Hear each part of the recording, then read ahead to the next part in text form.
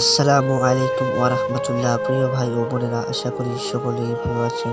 তো আজকের ভিডিওতে হযরত ইউনূস আলাইহিস সালামের সম্পূর্ণ কাহিনী শুনব।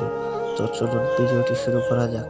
হযরত ইউনূস আলাইহিস সালাম ছিলেন আল্লাহর একজন মহান নবী। তিনি তার কওমে বারবার আল্লাহর পথে ডাকতেন, কিন্তু তারা তার কথা শুনত না, বরং অমান্য করত।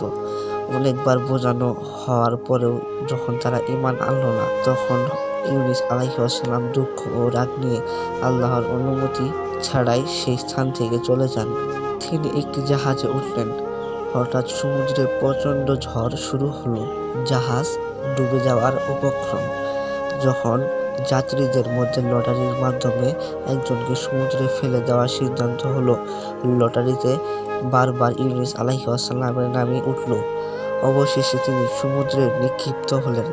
ঠিক তখনই আল্লাহর হুকুমে এক বিশাল মাছ তাকে গিলে ফেলল। মাছের পেটের ভিতর ছিল অন্ধকারের পর অন্ধকার, সমুদ্রের অন্ধকার, রাতের অন্ধকার আর মাছের পেটের অন্ধকার। সেই কঠিন অবস্থায় ইউসুফ আলাইহিস সালাম বুঝতে পারলেন তিনি তাড়াহুড়া করে ভুল করেছেন। তখনই তিনি কান্না করে আল্লাহর কাছে তওবা করলেন এবং এই দোয়া পড়লেন, লা ইলাহা ইল্লা আনতা সুবহানাকা ইন্নী কুনতু মিনাজ জালিমিন। অর্থ: হে আল্লাহ, আপনি ছাড়া কোনো উপাস্য নেই, আপনি পবিত্র, নিশ্চয়ই আমি ভুলকারীদের অন্তর্ভুক্ত ছিলাম। অর্থ: হে আল্লাহ, আপনি ছাড়া আর কোনো উপাস্য নেই। মাছ ইউনূস আলাইহিস সালামকে তীরে ফেলে দিল। তখন তিনি খুব দুর্বল ও অসুস্থ ছিলেন।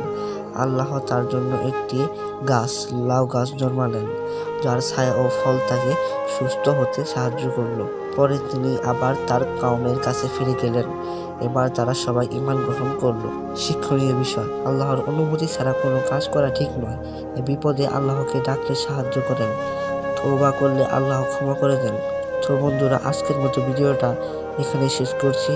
তো নিয়মিত ইসলামিক হাদিস আরও বিভিন্ন ভিডিও দেখতে চাইলে আমাদের এই কার্টুন মাদ্রাসা চ্যানেলটি সাবস্ক্রাইব করে পাশে থাকবেন। ধন্যবাদ।